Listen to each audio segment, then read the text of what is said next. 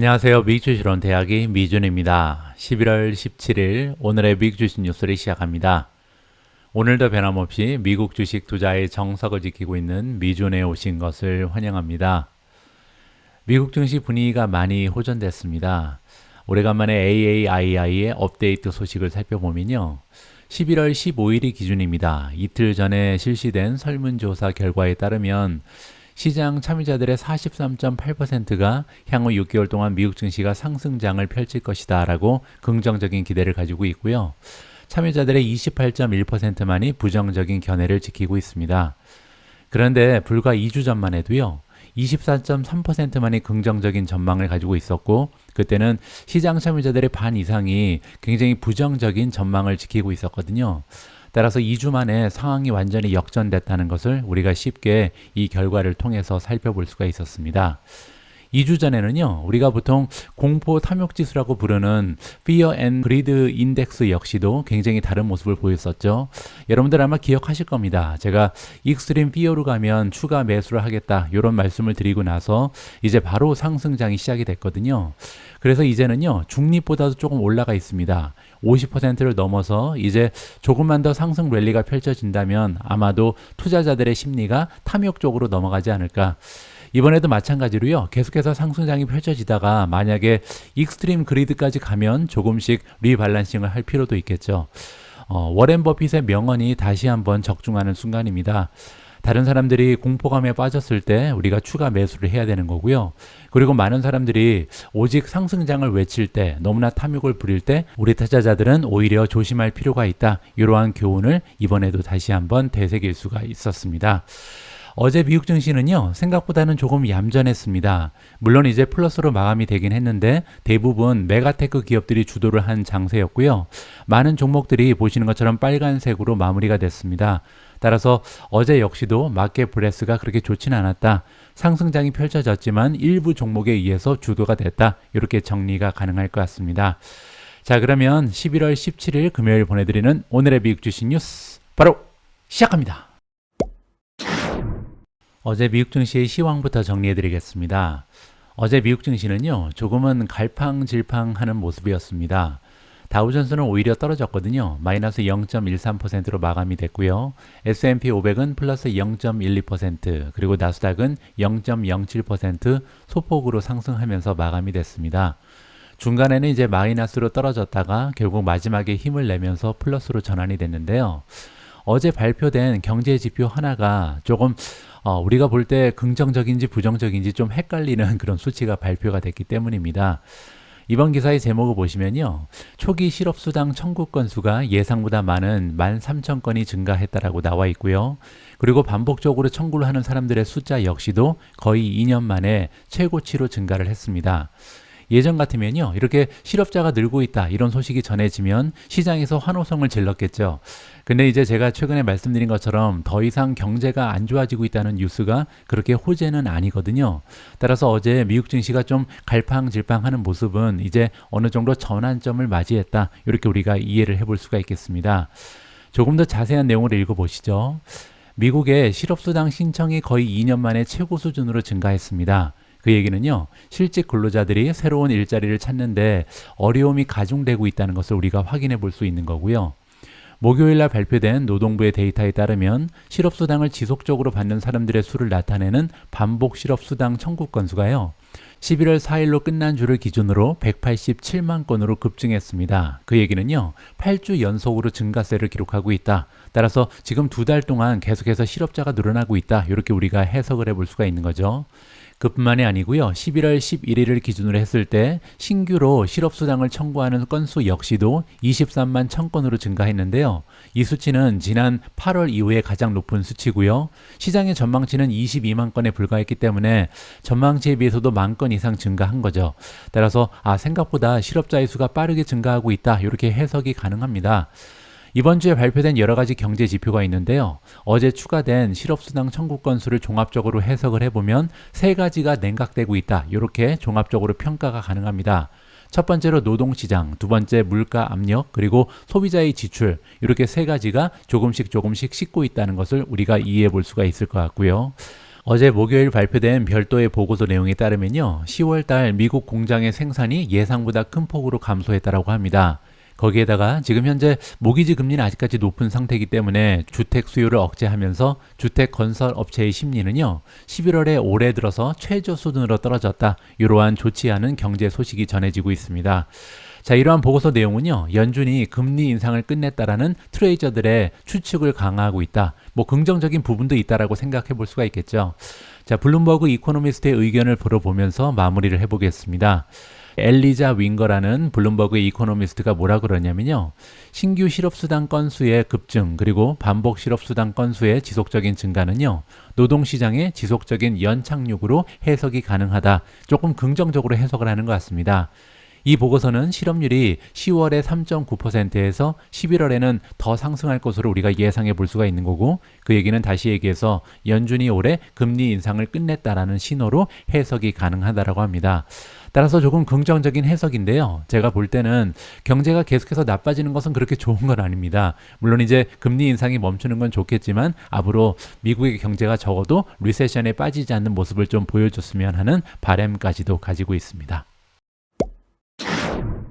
이번에는 어제 성장주들의 주가 흐름을 살펴보도록 하겠습니다. 일단 어제 장에서 가장 좋은 주가의 흐름을 보인 성장주들은요, 첫 번째로 크리스퍼가 보이는데 5.32% 주가가 급등했습니다. 크리스퍼 같은 경우는요, 어제 제가 미주온 속보를 통해서 전달해 드린 것처럼 역사적인 순간을 맞이하고 있거든요. 솔직히 저는 10% 이상 급등할 줄 알았습니다. 그래서 생각보다 조금 얌전한 반응을 보이면서 5.3% 올리면서 마감이 됐고요. 두 번째로 ISRG, 인투이티브 서지컬이 3.66% 상승했고요. 나비타스 플러스 2.28%, IDCC, 인터디지털 플러스 2.08, 인피니언 플러스 2.02, 메르카도 리브레 플러스 1.87, 마이크로소프트 플러스 1.76, 구글 플러스 1.70, AMD 플러스 1.5, 루시드 플러스 1.42, 우버 플러스 1.28, 엔비디아가 1.1% 올라가면서 가장 좋은 주가의 상승 추세를 만들어냈고요. 어제 떨어진 종목도 굉장히 많았습니다. 파가야 테크놀로지가 12.75%나 하락했고요. 스템이 마이너스 10.49, 소파이 마이너스 8.96, 리벤트 코퍼레이션 마이너스 8.68, SQM 마이너스 8.00, 니오 마이너스 6.80, 업스타트 마이너스 6.65, 아이온큐 마이너스 6.08, 차지포인트 마이너스 5.72, 추이가 5.58% 떨어지면서 가장 추세가 좋지 않은 종목이었고요. 다음에는 미준 탑 12입니다. 5종목은 올라갔는데요. 나비타스가 2.28% 올라가면서 가장 좋았고요. 인피니언이 플러스 2.02, 마이크로소프트 플러스 1.76, 우버 플러스 1.23, 엔비디아 1.1% 올라갔습니다. 반면 아마존은 0.26% 떨어졌고요. TSMC 마이너스 0.26, 팔란티어 마이너스 0.90, SMCI, 슈퍼마이크로 마이너스 1.43, 온세미 마이너스 2.35, 테슬라 마이너스 3.81, 마지막으로 소파이가 9% 가까이 떨어지면서 최근에 가장 좋지 않은 흐름을 만들어내고 있습니다. 오늘은 제가 여러분들께 전달해드릴 굵직굵직한 뉴스가 정말 많습니다. 하지만 그 중에서도 가장 첫 번째 뉴스로 전달해드릴 내용은요, 테슬라에 관련된 뉴스도 아니고 엔비디아도 아닙니다. 오늘 첫 번째 기사의 주인공은요, 바로 크리스퍼 테라피틱스입니다. 제가 어제 미준 속보로 이미 전달해드린 것처럼 벌텍스랑 크리스퍼가 공동 개발한 유전자 편집 치료제가요, 영국에서 세계 최초로 승인을 받았습니다. 드디어 유전자 가위 치료제가 출시된다, 판매가 된다, 이러한 승인이거든요. 따라서 엄청난 역사적인 순간이 펼쳐지고 있는 거죠. 한번 자세한 내용을 들어보시죠. 영국의 의약품 및 의료제품 규제청 MHRA라는 기관이요, 어제 겸상적혈구 질환에 대해서 크리스퍼 테라피틱스 그리고 벌텍스 파마가 공동 개발한 크리스퍼 캐스9, 이게 바로 유전자 가위죠. 유전자 가위 편집 치료제인 엑사글로진 오토템셀, 우리가 줄여서 엑사셀이라고 부르는 치료제에 대한 승인을 했습니다. 그래서 이 약물은요, 12세 이상 환자의 겸상적혈구 질환이라든지 아니면 수혈 의존성 베타 지중해 빈혈, 요 두 가지의 유전병 치료를 위해서 영국에서는요, 이제 캐스비지라는 이름으로 판매가 시작될 예정이다. 이렇게 우리가 해석이 가능합니다. 그리고 이제 중요한 거는요, 이번 승인은 크리스퍼 기반 유전자 편집 치료제에 대한 세계 최초의 규제 승인이다. 따라서 역사적인 순간이 발견이 된 거죠. 자, 버텍스의 CEO가 하는 얘기를 한번 들어보면 좋을 것 같습니다. 오늘은 과학과 의료 분야의 역사적인 날이다. 영국에서의 캐스 비지의 승인은요, 세계 최초의 크리스퍼 기반 치료법 규제 당국의 승인이다. 이렇게 정리가 가능합니다. 자, 이제 영국에서는 승인이 나서 드디어 이제 상품화 되는 거고요. 미국이 굉장히 중요하겠죠. 엑서셀은 얼마 전에 제가 미주원을 통해서 전달해 드린 것처럼 미국의 FDA 독립 전문가 그룹으로부터 굉장히 긍정적인 전망, 긍정적인 피드백을 받았습니다. 따라서 FDA는 12월 8일까지 이 치료법에 대한 결정을 내릴 것으로 예상이 되는데요. 조만간 또 하나의 긍정적인 뉴스가 발표되지 않을까 우리가 기대를 가져볼 수가 있는 거죠. 하지만 어제 크리스퍼의 주가는요, 60%가 아니라 6% 올라가고 끝났습니다. 따라서 어느 정도는 주가에 반영이 돼 있다, 이렇게 볼 수도 있는 거고요. 하지만 제 생각에는 아직까지는 좀 조심스러운 모습이다. 미국에서 만약에 승인이 되지 않는다면 어느 정도 이제 주가의 흐름이 부정적으로 바뀔 수도 있잖아요. 따라서 이렇게 좀 조심하는 투자자의 모습을 볼 수가 있다. 이렇게 정리가 가능합니다. 오늘 두 번째로 준비된 기사 역시도 만만치 않게 커다란 뉴스입니다. 이번에는 아마존이 등장하는데요. 아마존이 2024년부터 현대자동차를요, 드디어 아마존닷컴에서 온라인으로 판매 개시한다라는 뉴스가 발표됐습니다. 엄청난 뉴스죠. 자, 어떤 내용인지 한번 들어보시죠. 아마존이 내년부터 미국에서 현대자동차 차량을 온라인으로 판매하기 시작한다라고 두 회사가 목요일날 같이 밝혔습니다. 고객 입장에서는요, 아마존닷컴에 들어가서 자동차를 구입하고 또 옵션도 장착할 수 있고요. 마지막으로 구매를 하면 현지에 있는 현대자동차 딜러를 통해서 배송을 예약할 수 있다라고 합니다. 이번 계약은요, 2년 전부터 추진이 된 것 같습니다. 그때 이제 아마존닷컴에서 현대자동차의 디지털 쇼룸을 확장하기 위해서 계약을 확장했었는데요.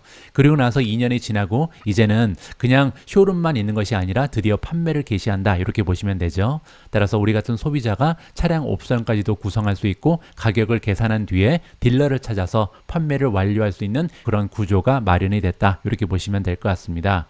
자, 그리고 이번 계약을 통해서 2025년부터 현대자동차는요, 신차 구매자한테 차량에서 아마존의 알렉사 음성 어시스턴스를 이용할 수 있게 도와준다고 합니다. 그 얘기는요, 아마존이 드디어 이제 스마트카 시장에 조금씩 발을 얹고 있구나, 이렇게 볼 수가 있는 거죠. 특히 현대자동차는요, 전 세계에서 가장 존재감 있는 기업 중에 하나죠. 따라서 알렉사가 드디어 이제 현대자동차에 들어가게 되면요, 이 부분에서도 만만치 않은 경쟁을 펼칠 수 있다, 이렇게 긍정적으로 해석이 가능합니다.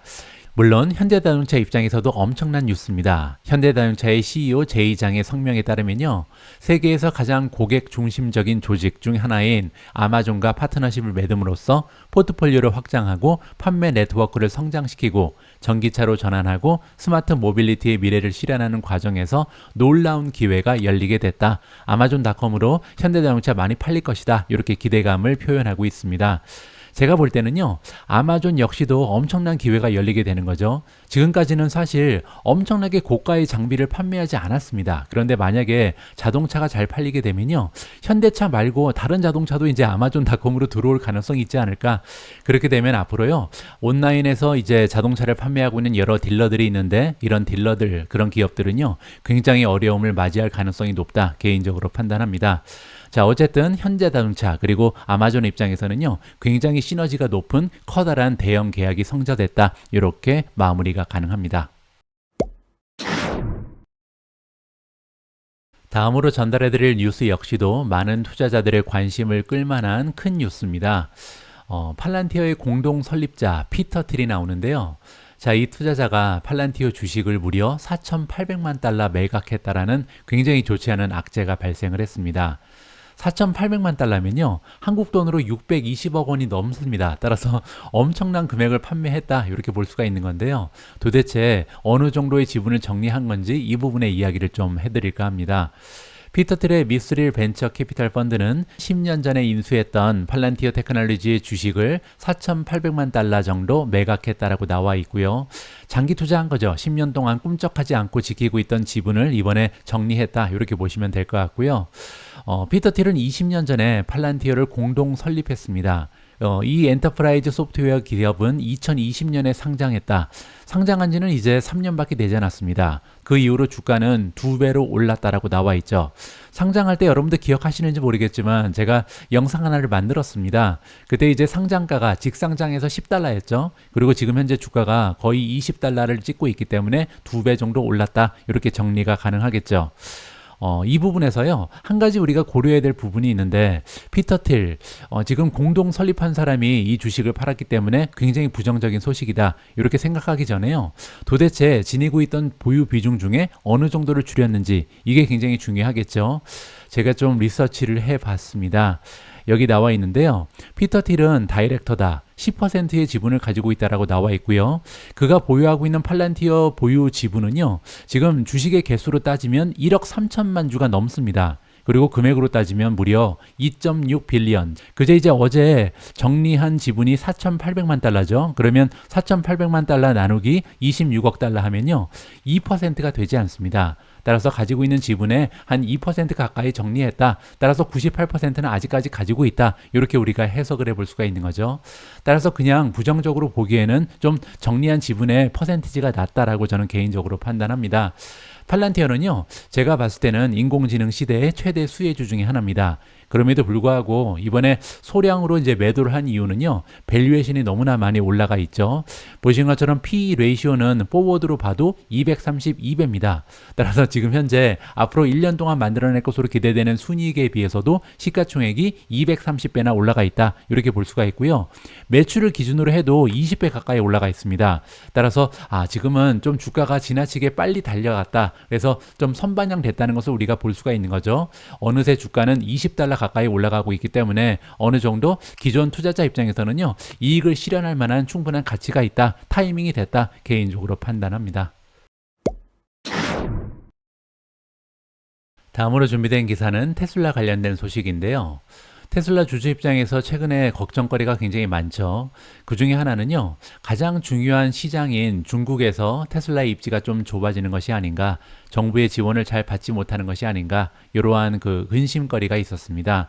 그런데 어제 기사에 따르면요, 중국의 시진핑 주석이 중국 내 테슬라의 개발을 지지한다라는 발언이 있었다라고 합니다. 짧은 기사 한번 읽어보시죠. 시진핑 중국의 국가주석은요, 목요일 날 웨이보 계정의 성명을 통해서 자동차 제조업체 테슬라 CEO 일론 머스크한테 메시지를 보냈는데요. 중국 내에서 테슬라의 발전을 지지한다라고 이야기를 했습니다.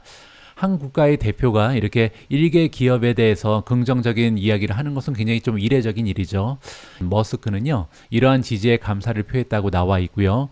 중국의 신에너지 자동차 부분의 빠른 발전을 칭찬했다라고 합니다. 시진핑 주석은요, 11월 15일 날 샌프란시스코에서 일론 머스크를 만난 것으로 확인이 되고 있습니다. 따라서 이틀 전에 이제 만나서 덕담도 나누고, 앞으로도 테슬라가 중국에서 잘 했으면 좋겠다, 이러한 식으로 좀 지원을 약속한 것 같습니다. 자, 어쨌든 중국 쪽에서 좀 판매량이 줄으면서 걱정이 됐었는데, 이러한 분위기는 굉장히 긍정적이다, 개인적으로 판단을 하고 있습니다. 다음으로 전달해드릴 소식은요, 제가 투자하고 있는 또 다른 전기차 종목 리오토 관련된 커다란 호재입니다. 리오토가요, 2월 달부터 처음으로 완전 전기차 양산을 시작한다. 지금으로서는 이제 하이브리드만 판매하고 있는데 드디어 완전 전기차를 시작한다라는 굉장히 좋은 소식이 발표가 됐습니다. 중국에 떠오르는 자동차 제조기업인 리오토가 내년 2월부터 첫 번째 순수 전기 자동차, 이름은 메가고요. 메가의 대량 생산 그리고 배송을 시작할 것이다 라고 금요일 날 밝혔습니다. 1시간, 2시간 전에 발표된 따끈따끈한 소식이고요. 리오토가 이번에 발표한 내용에 따르면요, 메가는 다목적 차량이라고 합니다. MPV라고 우리가 부르죠. 자, 이 다목적 차량인 메가 같은 경우는 800V 충전 아키텍처, 그리고 중국 배터리 기업인 캐틀에 최신 배터리를 장착할 예정이라 그러는데요. 이 두 가지를 결합하면 단 12분 충전으로요, 무려 500km를 주행할 수 있다라고 밝혔습니다. 이게 만약 사실이라면 엄청난 거죠. 단 12분 충전으로 500km를 달릴 수 있는 그런 전기 자동차다, 이렇게 보시면 되고요. 이미 중국에서는 주문을 받기 시작했습니다. 가격은요, 83,000달러 정도가 되는 것 같고요. 중국 공상은행의 국제증권의 애널리스트 CG라는 전문가는요, 메모를 통해서 리오토가 이번에 새롭게 출시한 메가는요, 월 5,000대 이상의 판매량을 달성 가능하다. 이러한 예상을 했다라고 합니다.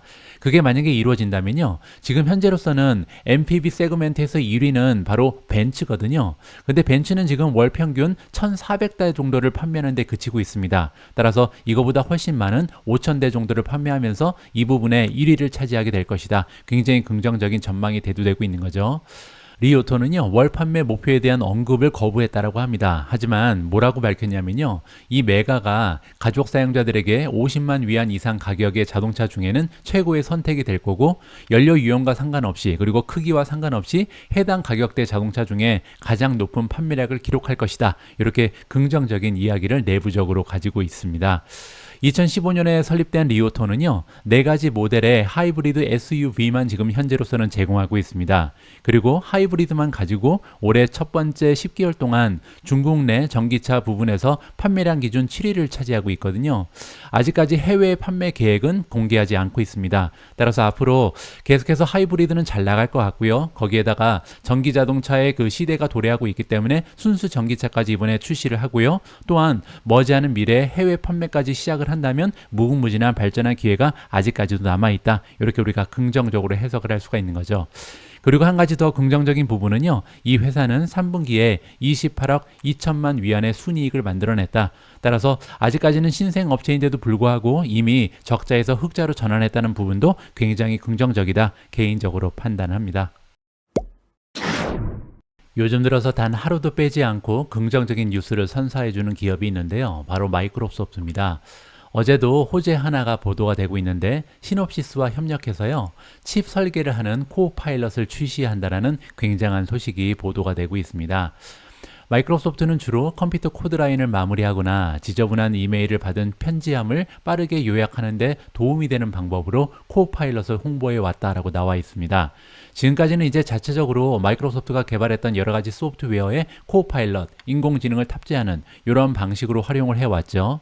자, 그런데 이번에는 좀 범위가 확장되는 모습을 보입니다. 수요일 날 시놉시스는요, 마이크로소프트와 협력해서 컴퓨터 칩 설계에 도움이 되는 자체 코파일럿을 개발했다고 발표가 나왔거든요. 칩 설계는 테크 업계에서 가장 어려운 작업 중에 하나로요. 칩을 설계하는 데는 일반적으로 수억 달러의 비용이 들고 또 많은 엔지니어가 투입되더라도 몇 년이 걸리는 작업이라고 합니다. 만약에 이번에 코파일럿의 영향으로 이러한 작업이 훨씬 더 짧게 단축이 되고 또 비용이 많이 절감되면요. 굉장한 잠재력을 지닌 시장으로 우리가 이해를 해볼 수가 있는 거죠. 시놉시스는 참고적으로 이 프로세스에 사용되는 소프트웨어의 최대 제조 업체라고 하고요. 수요일 날 마이크로소프트의 애저 오픈 AI 시스템을 사용해서 도구와 함께 사용할 자체 코파일럿을 만들었다고 발표가 나왔습니다. 물론 이제 인공지능이 혼자 하는 것은 아니고요. 복잡한 칩을 설계하는 초기 단계에는 엔지니어가 소프트웨어 프로그래밍 코드와 유사한 언어로서 이 칩이 어떻게 작동해야 되는지 설명을 해주는 작업이 포함된다고 합니다. 따라서 이제 사람이 얘기해 주는 거죠. 이번에 개발하는 이 칩은 이러이러한 식으로 작동이 돼야 된다. 이러한 걸 설계해 봐라. 이렇게 알려주면 인공지능이 직접 설계하는 그런 시대가 도래했다. 이렇게 보시면 되겠죠. 시놉시스는 이를 지원하기 위해서 수십 년 동안 비즈니스에 축적해온 방대한 데이터를 바탕으로 시스템을 훈련시켰다라고 전해지고 있고요. 자, 엄청난 잠재력이 들어가 있는 이러한 시도라고 생각이 되는데요. 하지만 쉽지는 않을 것 같습니다. 왜냐면요. AI 봇이 에세이나 섹스피어, 시를 작성하는 경우에 오류가 만약에 10%, 15% 있어도 소비자는 그 차이를 알면서도 여전히 감탄할 것이다. 근데 문제는요. 반도체 칩은 그렇지가 않다는 거죠. 정확도가 100% 가까이 돼야 된다. 99.9% 이상의 정확도를 가진 칩을 생성하지 못한다면 수억 달러의 가치가 있는 칩에 버그를 도입하는 것과 마찬가지다. 따라서 버그를 수정하는 것은 칩 설계 과정에서 가장 오래 걸리고 비용이 많은 드는 부분 중에 하나라고 합니다. 따라서 버그가 없어야 된다는 거죠. 따라서 완벽한 인공지능이 작동될 때까지 활용할 수는 없다. 이렇게 이해가 가능한 거죠. 따라서 마이크로소프트는요. 완벽한 단계를 만들기 위해서 이미 자체 칩 설계팀과 함께 시놉시스 시스템을 테스트하기 시작했다고 전해지고 있습니다. 마이크로소프트는 제가 어제 방송에서 전달해 드린 것처럼 이미 자체적으로 제작한 데이터 칩센터를 공개했다. 우리가 알고 있는 내용이죠. 따라서 점점 더 마이크로소프트의 영역이 인공지능과 함께 확장되고 있다는 것을 이번 기사에서 살펴볼 수 있었습니다. 자, 이번에도 인공지능 관련된 뉴스고요. 이번에는 구글입니다. 구글의 AI를 사용을 해서 팟캐스트 그리고 오디오북을 맞춤 추천하는 스포티파이다. 이러한 제목의 기사인데요. 구체적인 내용을 좀 보시죠. 스포티파이는 목요일 날 구글 클라우드와의 파트너십을 확장한다라고 발표를 했는데요. 이번에는 대규모 언어 모델을 사용해서 팟캐스트 그리고 오디오북에서 사용자의 청취 패턴을 파악해서요 맞춤형 추천을 하겠다 이러한 계획이 지금 진행되고 있다고 합니다. 스포티파이는 10년 전부터 음악 추천 알고리즘에 AI를 도입한 얼리 아답터라고 나와 있습니다. 따라서 이미 우리가 이제 스포티파이를 통해서 여러 가지 음악을 들으면요, 아, 이 사람은 이런 취향을 가지고 있구나. 따라서 리스트에 뜨는 음악 역시 이제 알고리즘에 의해서 추천이 된다. 이렇게 우리가 이해해 볼 수 있는데요. 이번에는 음악뿐만 아니라 팟캐스트 그리고 오디오북에도 같은 원리를 적용하겠다. 이제는 이제 구글의 LLM을 사용을 해서 우리가 원하는 팟캐스트와 오디오북이 추천될 수 있게끔 도와주겠다. 이렇게 이해가 가능할 것 같습니다. 거대 음악 스트리밍 업체인 스포티파이는요, 팟캐스트 그리고 오디오북 같은 수익 창출 형식을 늘려서 수익 증대를 모색하는 중이었고요. 따라서 이제는 음악만 듣는 그런 플랫폼이 아니라 오디오북, 팟캐스트 쪽에도 강자가 되기 위해서 구글의 인공지능을 사용한다. 이렇게 마무리가 가능합니다. 오늘도 위즈온의 시그니처 13F 파일 시리즈는 계속됩니다. 우리가 첫 번째로 엿볼 스마트머니의 포트폴리오는요, 다니엘 로비 운영하고 있는 더드 포인트인데요. 이번에 더드 포인트가 엔비디아 주식을 완전히 팔아버렸습니다. 그리고 나서 또 한 종목을 새롭게 매수했는데 어떤 종목인지 굉장히 좀 궁금해지죠. 다니엘 로비 설립한 헤지펀드 더드 포인트는요, 알리바바 그리고 엔비디아의 주식을 완전히 정리했습니다. 그리고 나서 그 돈을 이용을 해서 메타 플랫폼즈 그리고 US 스틸의 신규 지분을 인수했다라고 나와 있고요. 얼마나 샀는지는 조금 밑에 나와 있을 것 같습니다. 자, 그리고 마이크로소프트를 많이 늘렸습니다. 원래는 152만 주를 가지고 있었는데 223만 주로 늘렸고요. 반면 TSMC는 원래 245만 주였는데 178만 주로 줄였고요. 듀폰 같은 경우도 460만 주에서 415만 주로 줄였다라고 이해가 가능합니다. 자, 그러면 이번에는 더드 포인트 포트폴리오의 상위 종목 리스트를 보도록 하겠습니다.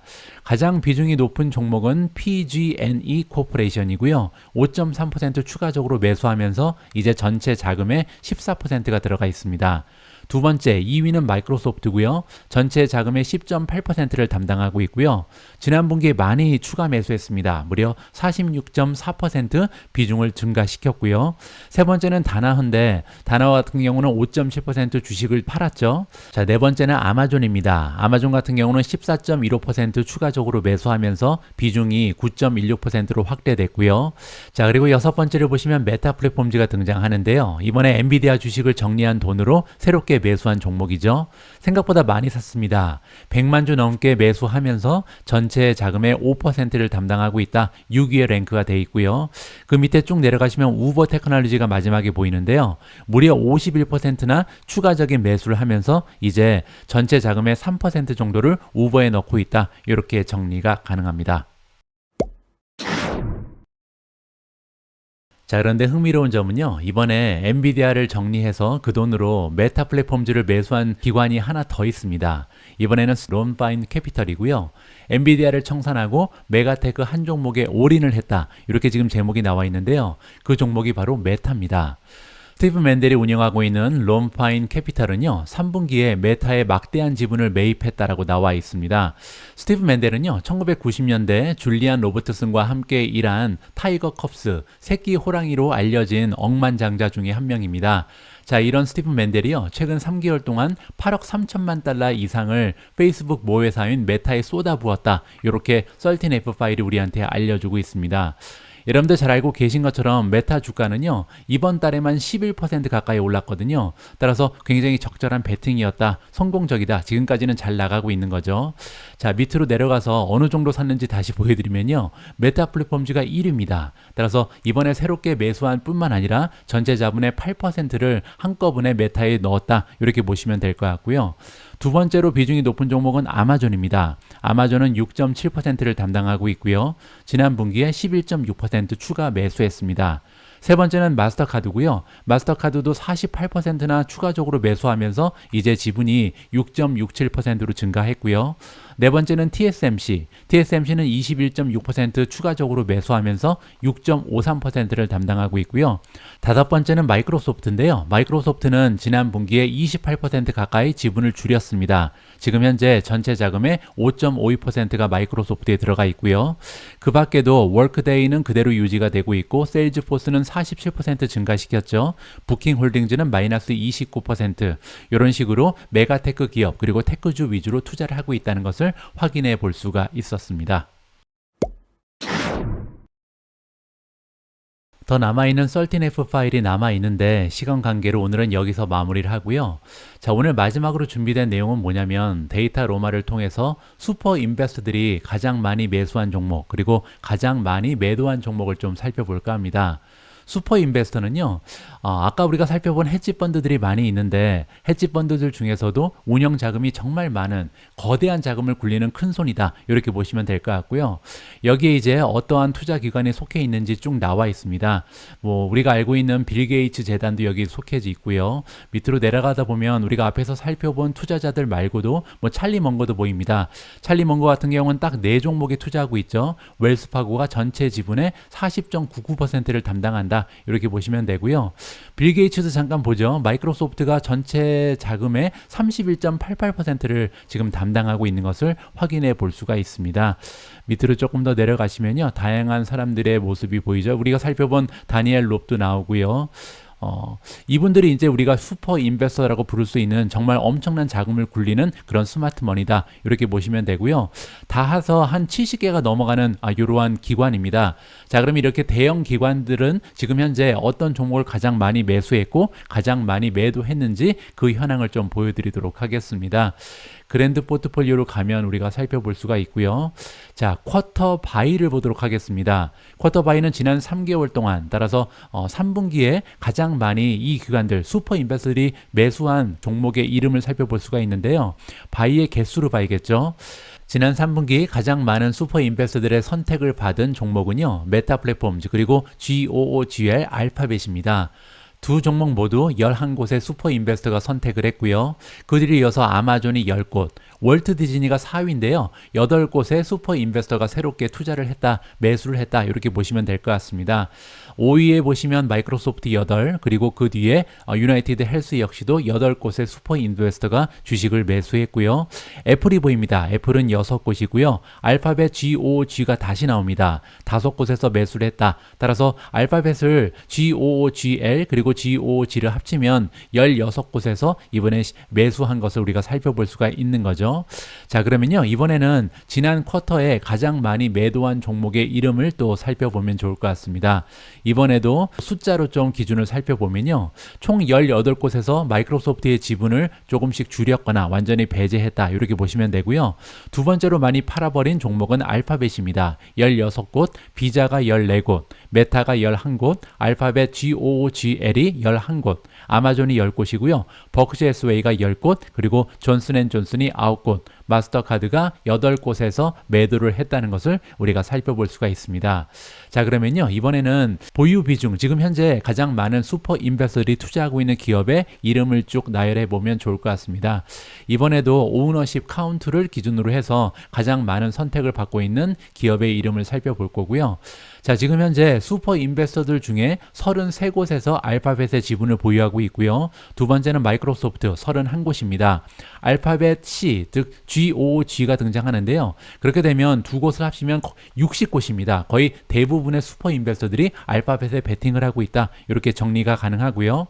네 번째는 메타 25곳이고요. 아마존이 24곳, 비자가 24곳, 버크셔 해스웨이가 20곳, 웰스파고가 18곳, 유나이티드 헬스가 18곳에 선택을 받았다. 이렇게 정리가 가능합니다. 11월 17일 오늘의 미국 주식 뉴스는 여기까지입니다. 이번 주에도 변함없이 미중과 미국 주식 투자 여정 함께 해주셔서 감사합니다. 이제 시작되는 주말에는요. 미국 증시 잠깐 내려놓으시고 편안한 마음으로 주말을 만끽하셨으면 합니다. 저도 그렇게 하겠습니다. 그리고 월요일 날 따끈따끈한 소식으로 다시 인사드릴 수 있도록 하겠습니다. 우리 모두가 미국 주식 투자로 은퇴하는 그날까지 다 함께 화이팅입니다. 행복한 하루 되세요. 감사합니다.